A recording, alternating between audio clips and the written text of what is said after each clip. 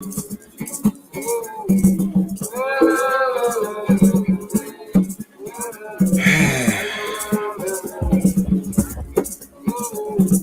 afternoon.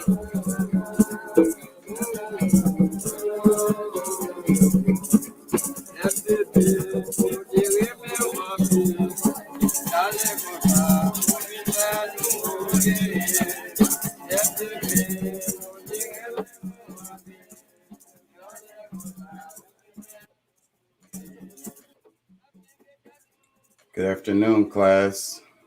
I'm Dr. Quinn. Thank you for being here. So, today we're going to talk about how the United States shaped Haiti. This music playing in the background is supposed to be traditional music of Haiti. I imagine that this is what happened before the revolution. Haitians around the fire doing traditional dance and song, and finally making a decision as a group that we're not doing this anymore. So that's the real beginning. So that's the reason why I'm playing that.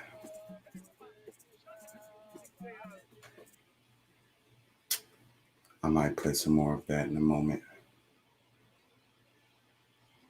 How you guys feel today? You feel good? That's good. I feel good.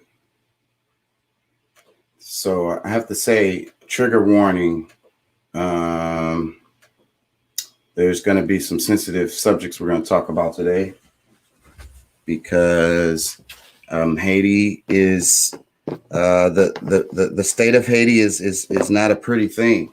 So being able to talk about it is not going to be pretty either. It's going to be filled with triggers. Okay, so trigger warning ahead.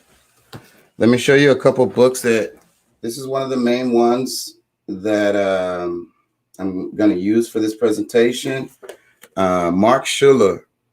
He has another book. He has plenty of books on Haiti. There was another one I wanted to use for this presentation, but I couldn't get my hands on the book, so I couldn't use it to cite. So here's another one from the University of Houston Library. It kind of ties the global, local, like how, capitalism, how it ties into this, because that's really what we're talking about. I think, Western powers, capitalism, the beginning of the West. And that's what I feel like Haiti was, the beginning of like the new West, if you will, European domination of the world, if you will, and the creation of the third world, so forth and so on. So I needed a book that was going to tie those together. And then I have plenty of sources. I'm going to post them in the thing, but I got Washington Post. I've got the U.S. Department of State, the Office of the Historian. So I tried to be careful and use sources that was going to be approved here.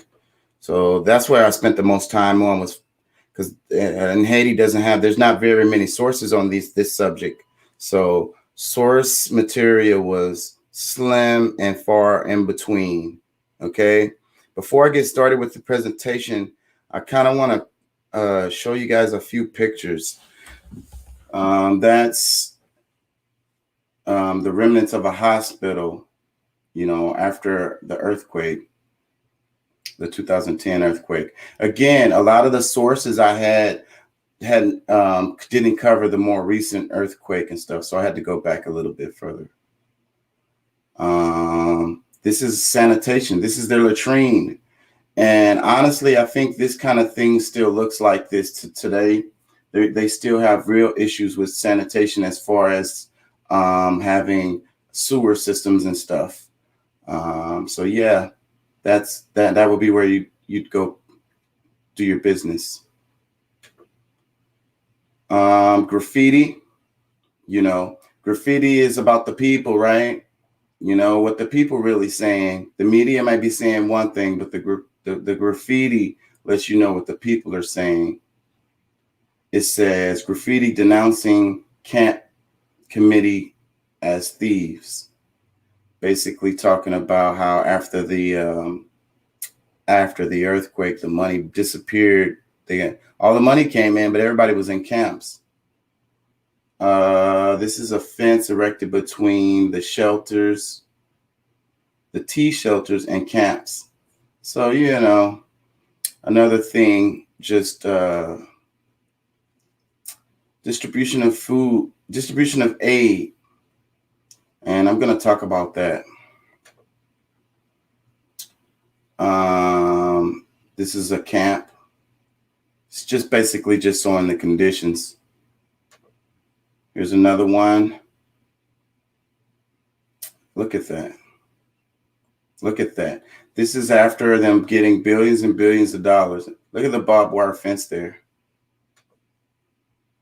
Look at this. A lot of this is still similar to this day. And these pictures are from 2011. So that's very, very, very sad. So let's get on with it, because I know I'm on a time limit. So again, you know, how the United States shaped Haiti. I'm going to give you an overall bullet points of what we're going to talk about, you know, and I'm going to hand these out. I'm going to hand these out to you guys so you can look at this while the presentation, while we're viewing this. So, you know, what Haiti represents is the problem. Racism is a huge factor in this. Haiti's defiance gets them punished. Haiti challenges the international centralization of power. What happened with the United States occupation of Haiti, 1915 to 1934? What about the United States intervention in Haiti in 1994 to 95? And were there atrocities committed by United States soldiers during occupations? Haiti is poor because their wealth was stolen. What is Haiti's unnatural disaster? And how does global capitalism and neoliberalism affect Haiti? And probably most important of all, what about the women of Haiti? So this may not be in order. I'm going to jump around because this is dense stuff, like I said. And if you guys, you know, you look at this green screen in the background, I was trying to find a flag for Haiti, and they was going to make me pay for it. It's so crazy how it's like that, you know. So this is the best photo. I don't even know if these ladies are Haitian. You know, I tried to find some good representation for Haitian women. So I would like to say, you know, hopefully that's a fair representation of Haiti, women of Haiti, because the heart of Haiti is the women of Haiti. And they're also the most exploited. Okay, so long-term exploitation of foreign powers is one of the reasons why Haiti is in the point where it's at to this day. It started with the violent production of the pearl of the Antilles, the world's most profitable colony. And this thing was constructed with a Eurocentric, you know, it was historically Eurocentric, like the creation of this. Okay. So, but what it represents is a beacon of freedom in a sea of plantation colonies in the shadow of the rising world power of the U.S. And the U.S. was built on slavery. So this was like a pin in the eye of them. You know, it would undermine their own systems of slavery and white supremacy if Haiti is allowed to exist and to thrive and to, you know, to flourish. Prominent lawmakers argued that forming diplomatic relations with Haiti will be seen as a reward for the murder of masters and mistresses by Black slaves. Okay?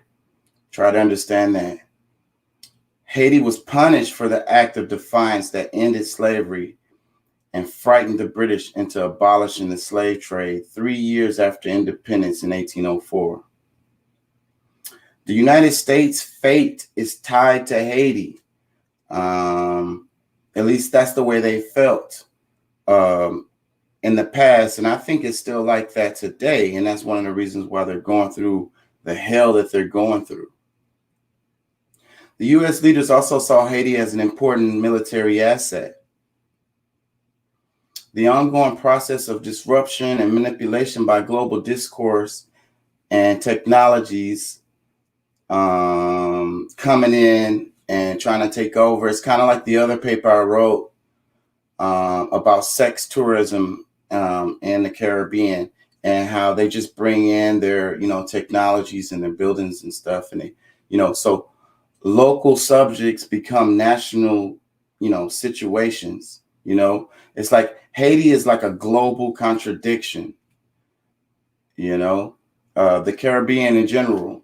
But Haiti is the perfect example to represent the rest of the Caribbean, I think. It kind of sums up all of it together, all the different parts of the Caribbean. You could kind of like just jam it into Haiti.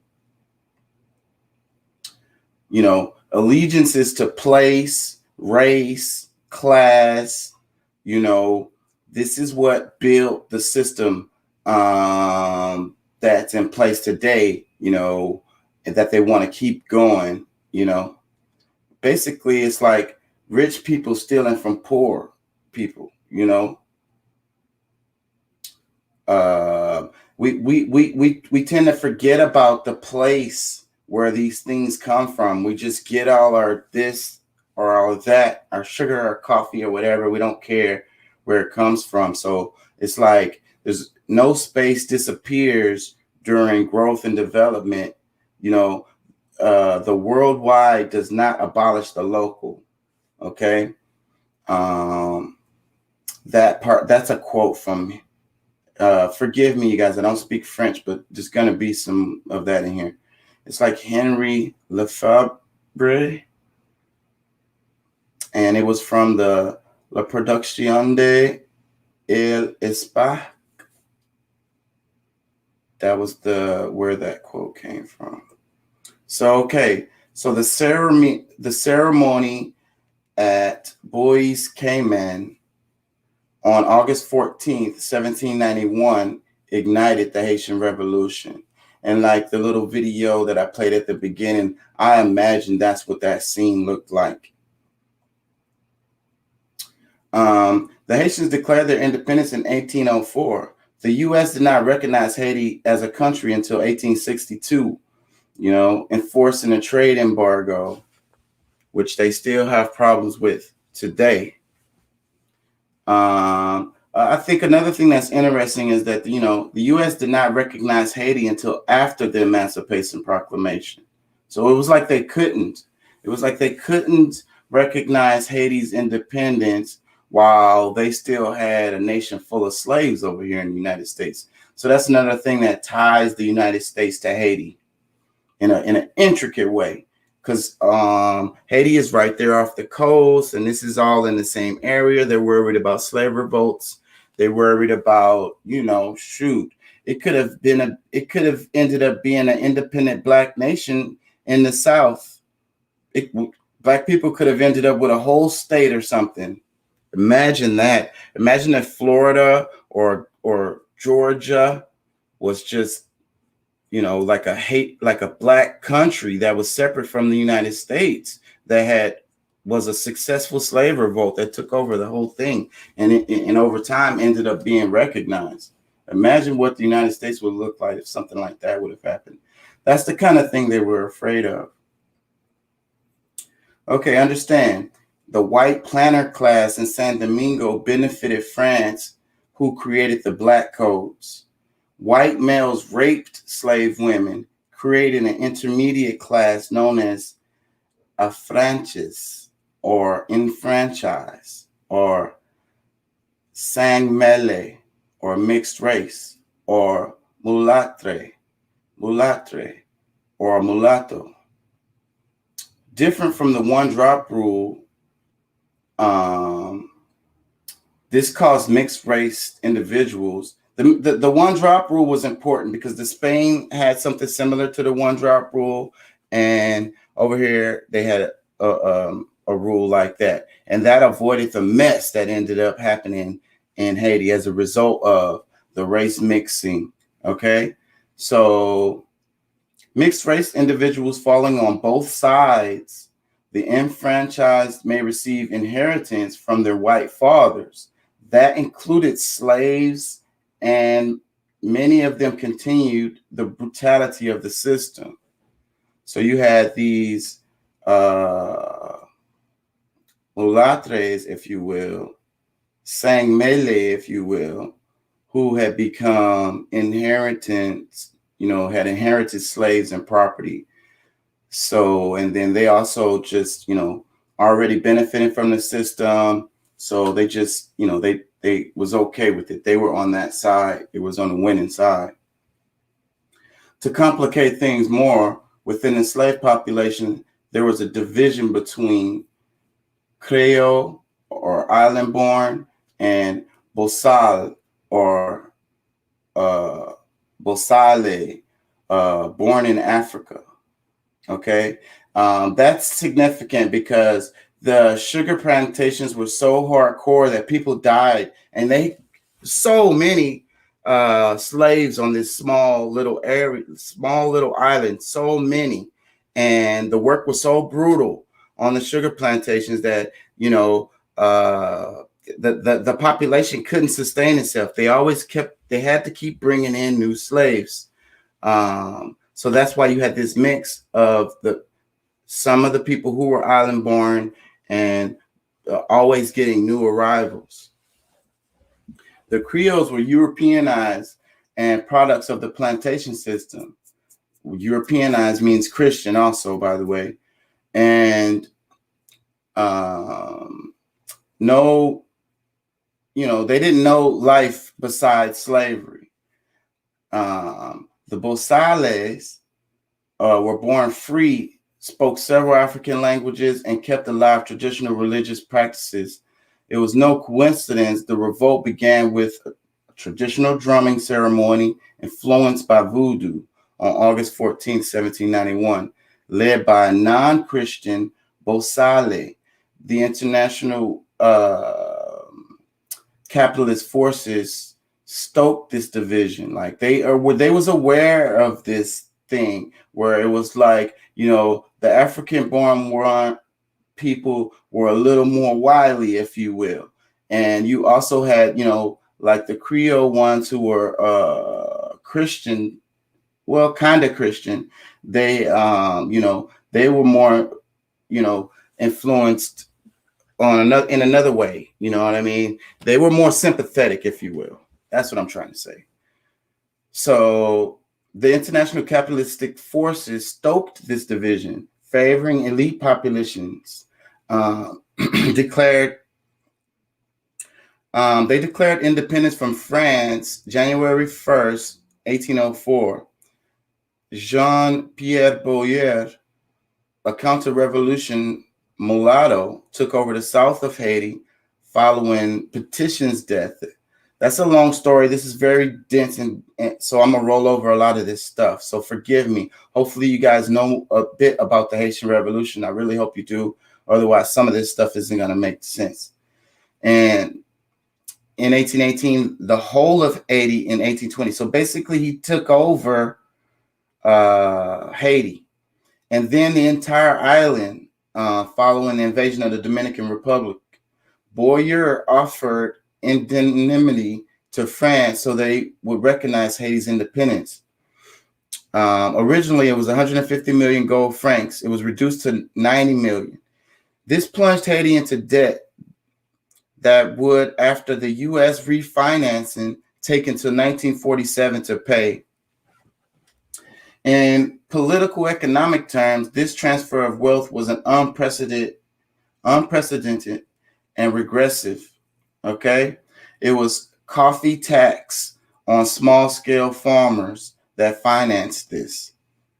The indemnity solidified the property rights of the mulattoes, which disenfranchised those who didn't have the white lineage. Okay, so this goes back to the break between, you know, the people who were born in Haiti and the ones who basically, you know, their lineage wasn't born in Haiti. You know, they didn't have immediate father. It had to come from the father side too. So, you know, the property, like, you know, because of the way they did it and the enfranchised, and they, you know, and a lot of times they had to do with lighter skin too. So it was kind of a racial thing. So, you know, the only the lighter skin mulatto mixed ones was able to have property. So in 1824, the Franco-Haitian Agreement, France agreed to recognize Haitian independence if Haiti paid that large indemnity. This kept Haiti in constant state of debt and put France in a position of power over Haiti's trade and finances. Pause. Okay, so again, the exploitation of the rural farmers is how this was paid for, you know, and they were brutal on dissidents. So people was like, you know, hey, this not cool. This not cool. We're not with this at all. Brutal, brutal, brutal. Kill you, kill you, kill you. On site, on site, on site. Between 1911 and 1915, 7 presidents were assassinated or overthrown in Haiti. The people wasn't happy, you know, like I say, with this system of only certain people being able to own land and inherit land and all of this. And these are, so a whole nother segment. It created a class system within Haiti. Okay. At one point, the United States removed $500,000 from the Haitian National Bank. This was in December of 1914 for safekeeping in New York. Okay, so this is what another thing when people always look at Haiti and they say they're so poor. Why can't they just get their shit together? Pardon my language. Why can't they get their stuff together? Well, that's because of things like this, and that's what I'm trying to explain in this video. Following the successful manipulation of the 1915 elections, the Wilson administration attempted to strong-arm the Haitian legislation into adopting a new constitution in 1917. This constitution allowed foreign land ownership, which had been outlawed since the Haitian Revolution, to prevent control of the country. You know, the Haitian Revolution was a real thing. It was the first place where if you landed there, you were a free person. And they didn't allow these multinational corporations to run the show. That is their problem to this day. The reason why Haiti is not developed is because they don't like all this foreign capital come in, because they know what that means. The beginning of the 20th century, this is early, okay? So this is to kind of give an idea of why, you know, the United States, part of the United States interest in Haiti. So, okay, the beginning of the 20th century, German presence in Haiti increased as German merchants began establishing trade branches in Haiti, quickly dominating commercial businesses in the area. German men married Haitian women to get around laws, deny foreigners land ownership, and establish roots in the Haitian community. The United States considered Germany its chief rival in the Caribbean and feared German control of Haiti would give them a powerful advantage in the area. So again, this is way too close to home for the United States, for other countries that may or may not be sympathetic to the power structure of the United States, you know, for them to allow someone else to get a foothold in there. That's another reason why Haiti is a mess. They don't want to allow nobody to get a foothold in there. July 28, 1915, when Haitian President Wilbraham Goulami Sam was assassinated hours later, President Woodrow Wilson sent hundreds of Marines to the country. Eventually, 5,000 U.S. troops would occupy the country. The Haitian American Treaty of 1915, which ended the official invasion, gave the United States control of the country's finances. Do you guys see a pattern? France controlling the finances, United States controlling the finances. One parliament leader, Charlemagne Perrault, was lynched in 1919. His half-naked body was bound to a door frame draped with a Haitian flag. At the end of the flagpole stood a crucifix. Okay, this was these are the fear tactics, and these are the things that the troops were doing over there. And like United States Army could be like, oh no, these guys were rogue troops or whatever. They were just doing their thing. We didn't have anything to do with that. Da da da da. That's what they always say. Another instance, a group of young Marines kicking around a man's decapitated head to frighten the rebels in the area. Okay, this is the kind of things that they were doing while they were occupying Haiti at this time. We're talking about 1919 right now. In 1929, a series of strikes and uprisings led the United States to begin withdrawal from Haiti. So again, this is the resolution, the fight of the Haitian people. That's why I feel them so heavily. They don't give up. You know what I'm saying? They come at us with all of this. We're not taking it. And a lot of people don't understand. They think Haitians aren't intelligent people just because of the way they talk and stuff. But these people are very politically astute. These people know their history way better, I would say way better than the average United States citizen, because the United States citizen don't know their history very well. These guys know their history, and they completely understand politics, and you guys do not. You know, Haiti is exceptionally vulnerable to disasters because of its conditions and its position in the world. You know, there's a connection between violence, politics, and economic inequality. And the humanitarian aid is gendered. I'll explain. Westerners see Haitians as either worthy victims in need of help or outlaws in need of foreign punishment. Gender as a social construct renders women more vulnerable in disaster situations, particularly gender-based violence.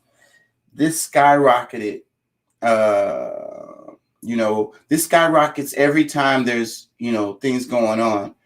And it has to do with the patriarchal society and the way that Haiti was set up in the beginning. So a lady, her name is Potomitan Frislin. Now, I may be saying this wrong. I apologize, you guys. But her story, she was talking about how the rent was going up even before the earthquake, steadily going up. She said after the earthquake, despite billions in aid, she lived in a camp. She said a lot of times they blame the victim. There was a lot of victim blaming. Happens today. When people talk about Haiti today, they're like, why can't they get their stuff together? That's, like I say, that's blaming the victim. The disaster was a result of human activity. The Haitians do not use the word catastrophe, which is catastrophe, or désastre, which is disaster, or tremblement, or earthquake. They don't use these words. This is another thing I love about Haitians. Like they take a language and make it their own. And even when it's like, you're trying to tell them it's a disaster, they're not going to say it's that. They're going to say it's something else. Let me explain. The earthquake was known as Duaz or Bagela, the thing, or even the event, or here's another way they say, go do, representing the rumbling sound of the earth moving. Okay. The people's experience represents marginalized people's interests, would be said like crise structurelle or structural crisis. It's like crise conjuncturelle conjoncturel. I do not speak French or Creole. Forgive me, you guys. The Haitian government estimated 316,000 people, about half the population of Wyoming, died on January 12, 2010. The event was far deadlier than an earthquake 500 times more powerful in Chile 6.5 weeks later, where only 525 people died. This is from official sources. The Chile earthquake was in a rural area, and the Haitian one was in the center of, like a city. But the Haitians tend to be packed in like sardines because it has to do with all the poverty and the lack of opportunities. The economic conditions. A similar strength earthquake hit an urban area near Canterbury, New Zealand, and no one died. Okay, so that's just for context, for you to understand that, Okay, so this is the lady Tipa Mayan Fam Nan Kosa. This is a lady. She tells him I'm going to talk about from her point of view here. She said, as a street vendor in 1991, she witnessed women being raped during the coup that happened, and paramilitaries beat her husband to death and raped her. It wasn't clear in the text, but she may have mothered children who were the result of repeated rapes at this time, because they the paramilitaries would come and they would just take you to this place like you're being arrested, and she contemplated suicide. She felt alone, so she became a feminist activist to bring victims of sexual abuse together so that women wouldn't feel so alone and they could attempt to do something about it. She created the KOFAVIV,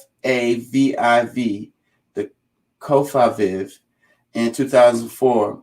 It provides services for these women. They offer psychological, medical, and legal support. She noted that political instability led to increased sexual violence against women. The organization brought justice to some, and the earthquake erased the progress. She called it Lavamen Sayate. Lavamen Sayate. I think I said it right. Washing your hands only to wipe them on the ground. January 12, 2010 led to rape, kidnapping, violence against women, juvenile delinquency, and unemployment. The NGOs, the non-government organizations, they give the cards to men to distribute and do not give them to women. So even young women may sleep with a man to get a card so she can go buy her a little bit of rice. That's how desperate. That's the system. That's how it's set up. It's completely gendered.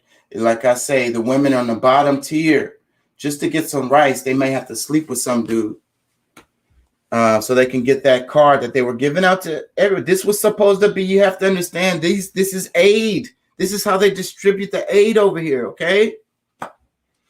While the women are in line for sometimes longer than 12 hours, thieves would beat them up and take the goods. So look, they didn't have to sleep with this dude to get the card. Now they standing in line for 12 hours. Then they just to end up getting beat up, and the little rice they got from the standing in line for 12 hours gets stolen. She says it's difficult to sleep because the slightest noise could be someone coming in to rape the children. So she's talking about in the tents. So, that's what it was like in those tent cities, they couldn't, she felt she didn't feel comfortable enough to sleep. If she felt like she would doze off, she was afraid someone would come in and literally rape her children. White feminist journalists play the hero by exaggerating victimhood and demonizing Haitian men, but the subject has a degree of nuance that's lost in perspective. That's tough to explain right there. I don't even know I have time to explain that.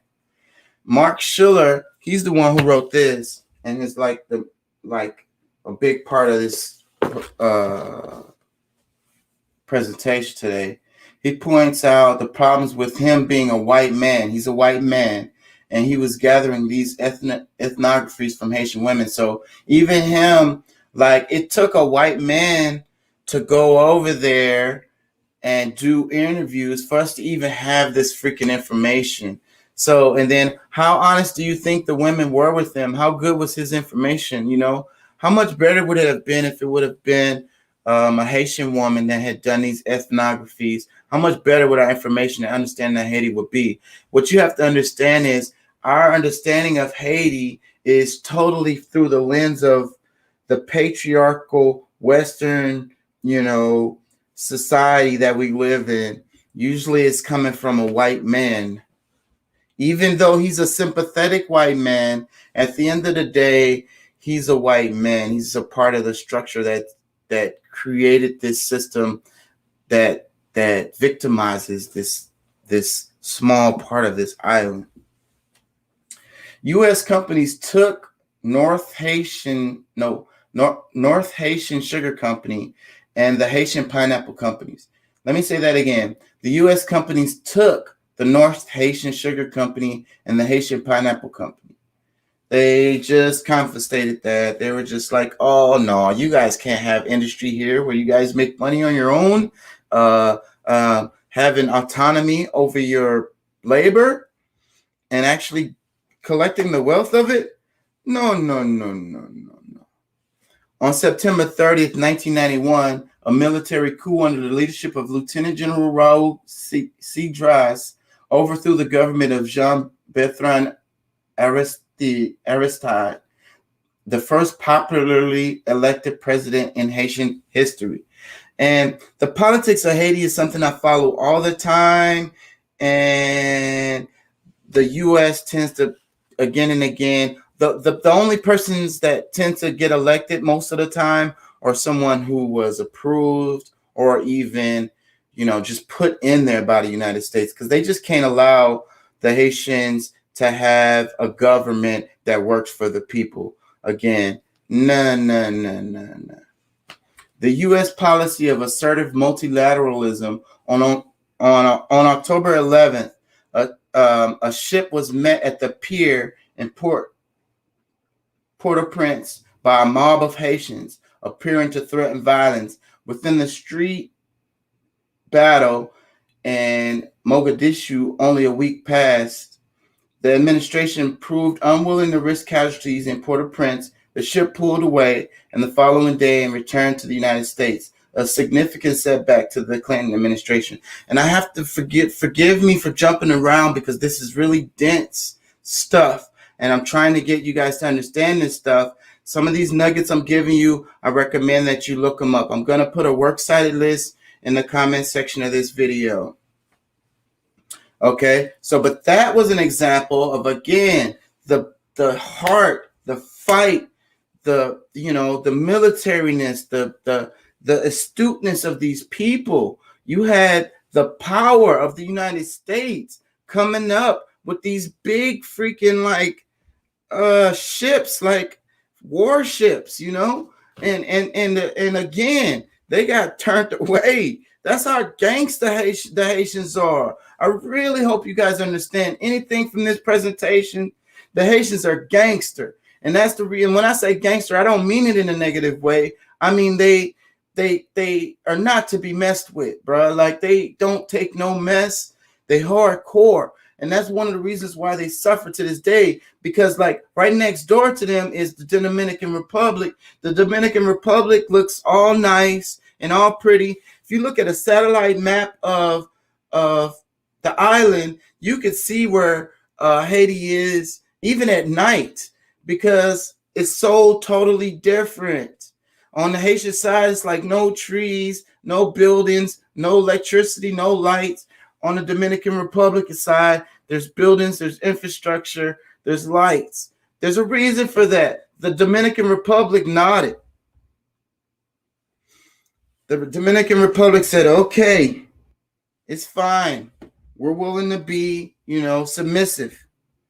So they were like, okay, we'll pour stuff in there. But the Dominicans don't really have autonomy like the Haitians do. Even though it's a mess in Haiti, the Haitians have way more autonomy than the Dominican Republic does, right next door, because all these international global capital is there. And that's what kind of runs the show over there in the Dominican Republic. Did I say this? On October 11th, the ships was met at Port-au-Prince by a mob of Haitians appearing to threaten violence. Yeah, I said that. Okay, so like I said, the Haitians are soldiers, man. You know, there's a quote from a Haitian. He said, "Our desoccupation has yet to come. Our deoccupation basically has yet to come." He's saying that that Haiti is still being occupied. You know, that they are under, you know, occupations. They are under occupation to this day. So to me, the resilience of the Haitians is amazing. The communities respond on their own and they rebuild.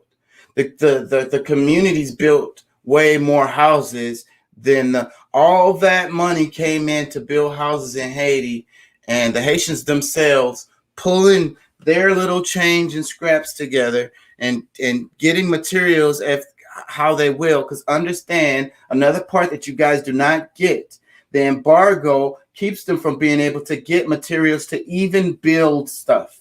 The embargo won't allow them to buy wood and nails and stuff.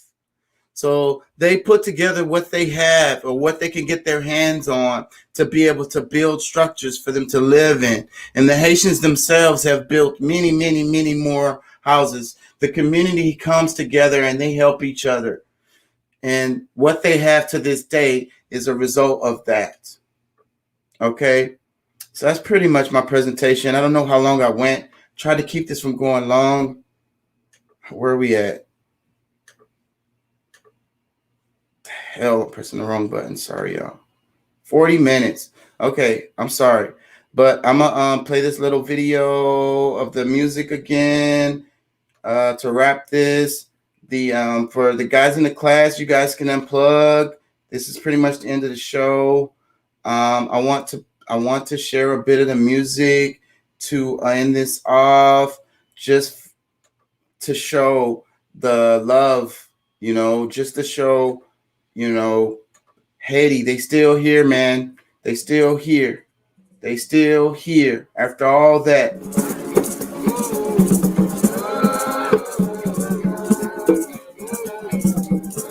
Peace and love. Thank y'all for joining. Thank y'all for listening. I hope you learned something.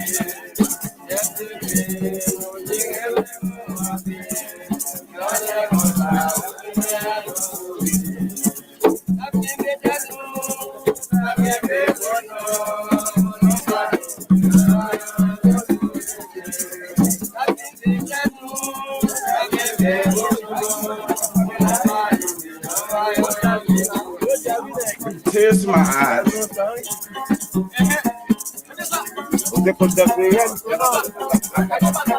I love y'all Haitian people. I wish you the best. I just hope the world will just leave y'all alone and let y'all do your thing. I love y'all. I will continue to study and I will continue to share your story. And I hope people will understand. I love y'all.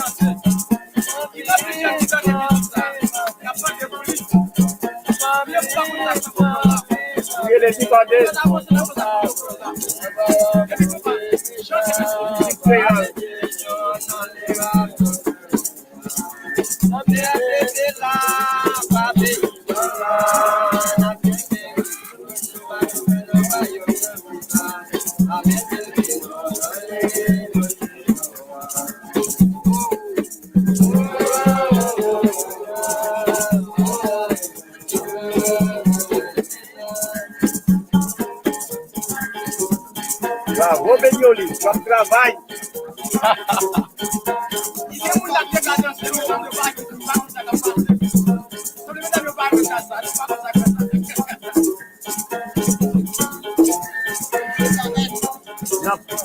Haitian.